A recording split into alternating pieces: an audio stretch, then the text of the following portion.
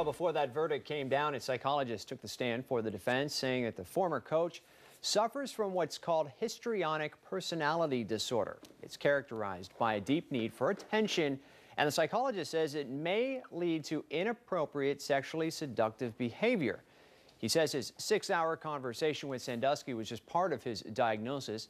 He also considered the notes, described as love letters to one of the accusers, and the 60-year-old's memoir touched the Jerry Sandusky story, which was published back in 2001. We want to get a better understanding of what is histrionic personality disorder. So we brought in Dr. Michael Yasinski of Yasinski Psychiatry. Thanks for being here this morning. Thanks. You hear this and people say it's an excuse. Yeah, is this a legitimate... It's not a real thing. Right. What is it?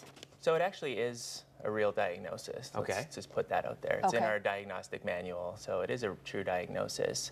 But all of my colleagues pretty much accept that it's not an excuse for anything he did. So I've been trying to think of, people have been asking me this, and a good way to explain an example of what typically a true histrionic personality disorder might look like is take a reality show. The people on a reality show, especially women, much more common in women, and even men, those are the kind of people and the behaviors that typically outline histrionic personality disorder. So people really wanting to garner attention, wanting to be in the spotlight, kind of things that Jerry Sandusky really never displayed. And taking it to these letters, really those letters had nothing to do with his intent to molest children. So it was just a completely kind of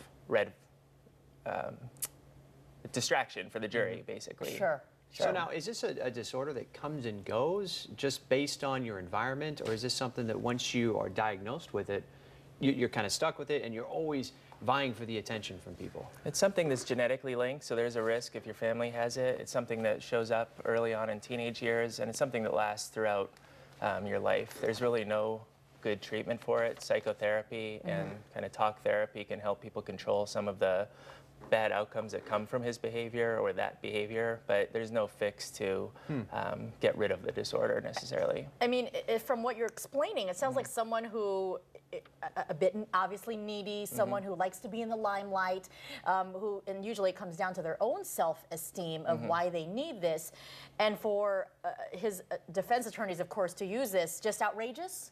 Totally outrageous. I think really it goes back to them trying to distract the jury with showing that his intent with these letters that keep coming up wasn't to get the boys interested in liking him and wanting to molest them. He kind of wanted to show that this is just this personality disorder that's causing him to write this stuff, but he had no harm or intent to harm them. So I think that's the message he tried to get to the jury, but I don't think they bought it. Well, and no one else obviously did. The jury didn't buy it. Yeah, they weren't buying it, and no one else was buying it. I think it hurt him more than it helped by showing that, you know, clearly this is just BS excuse. Someone who is a child molester, a sexual offender. We've heard in the past, oh, you know, using the excuse of they were themselves a victim, which of course is not an excuse as well.